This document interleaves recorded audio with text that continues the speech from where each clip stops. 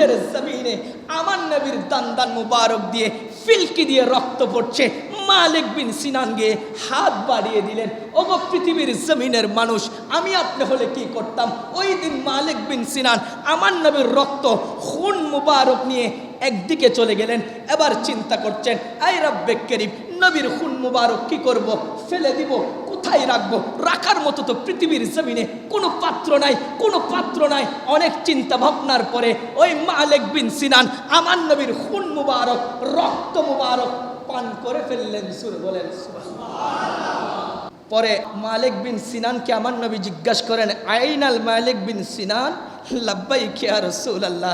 ওগো মালিক বিন সিনান, ওই উহুদের ময়দানে আমি নবীর রক্ত মুবারক তুমি নিয়ে গিয়েছিলে, এই রক্ত তুমি কি করেছো? বলে, ও বাবা ইয়া রাসূলুল্লাহ, মক্কাতুল মুআজ্জামা থেকে মদিনাতুল মুনাওয়ারা অনেক সাইর করেছি, আপনি নবীর রক্ত রাখার মতো পৃথিবীর জমিনে উপযুক্ত কোনো পাত্র পাই নাই, উপযুক্ত কোনো পাত্র পাই নাই। নবী গো, পরিশেষে কিছু না পেয়ে আপনার রক্ত আমি পান করে ফেলেছি। জুরে বলেন সুবহানাল্লাহ। আবার নয় বলেন, মালিক বিন সিনান, তুমি আমার রক্ত পান করেছো? বলে, হ্যাঁ ইয়া রাসূলুল্লাহ, আপনার রক্ত পান করেছি। বাবা, দুনিয়ার জমিনে আপনার রক্ত আমি খাওয়া হারাম, আমার রক্ত আপনি খাওয়া, কথা বলেন, আপনি খাওয়া হারাম। আর আমার নবী ওই দিন বলেন নাই, মালিক বিন সিনান তুমি হারাম কাজ করেছো, শরীয়ত বিরোধিতা কাজ করেছো, ওই কথা আমার নবী বলেন নাই। আমার নবী বলেন, আই আই মালিক বিন সিনান, আই আই পুরস্কার নিয়ে যা, আমি নবীর মোহাব্বতকে অন্তরে জায়গা দিয়েছিস। ইয়া রাসূলুল্লাহ, পুরস্কারটা কি? বলে, যেই শরীর আমি নবীর রক্ত যে পেটের মধ্যে প্রবেশ করেছে, ওই পেট কখনো জাহান্নামের আগুনে যাবে না। চিৎকার দিয়ে বলেন সুবহানাল্লাহ। নবীর রক্ত খুন মুবারক খেলে জাহান্নাম হারাম হয়ে যায়, কথা কোন ঠিক কিনা? আরো জোরে বলেন ঠিক কিনা? কেমন মুহাব্বত সাহাবায়ে কেরাম আমার নবী কি করতেন? আরে বাবা শুনেন শুনেন, আমার নবী ঘুমালেন ইশারের নামাজের পরে।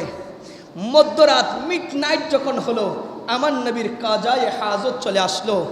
আমার নবী দেখলেন কাজায়ে হাজত করার জন্য উপযুক্ত কোনো পাত্র নেই, উপযুক্ত কোনো জায়গা নেই।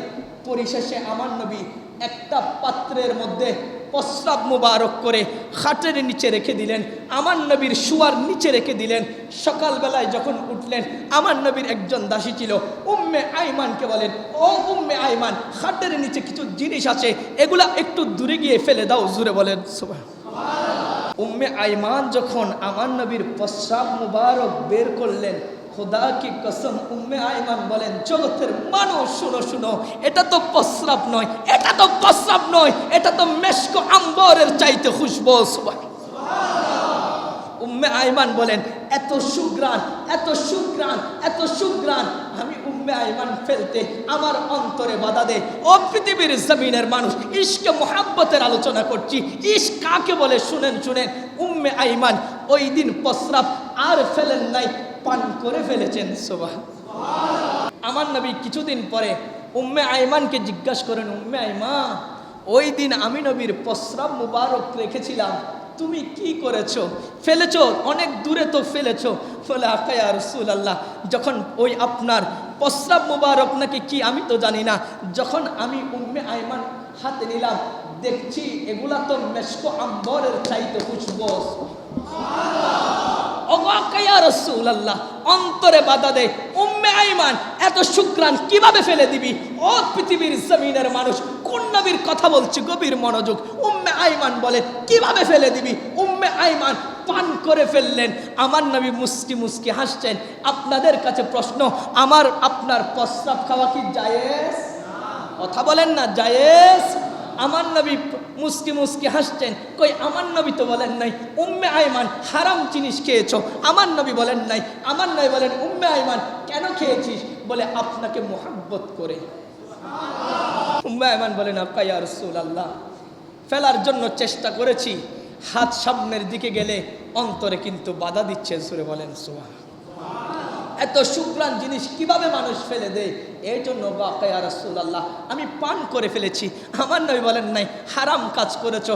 আমার নবী বলেন উম্মে আইমান কেন খেয়েছিস? বলে আপনাকে মোহাব্বত করে, আপনাকে মোহাব্বত করে। বলে আই আই পুরস্কার নিয়ে যাও। ও বাকা ইয়া রাসূলুল্লাহ, কি পুরস্কার দিবেন?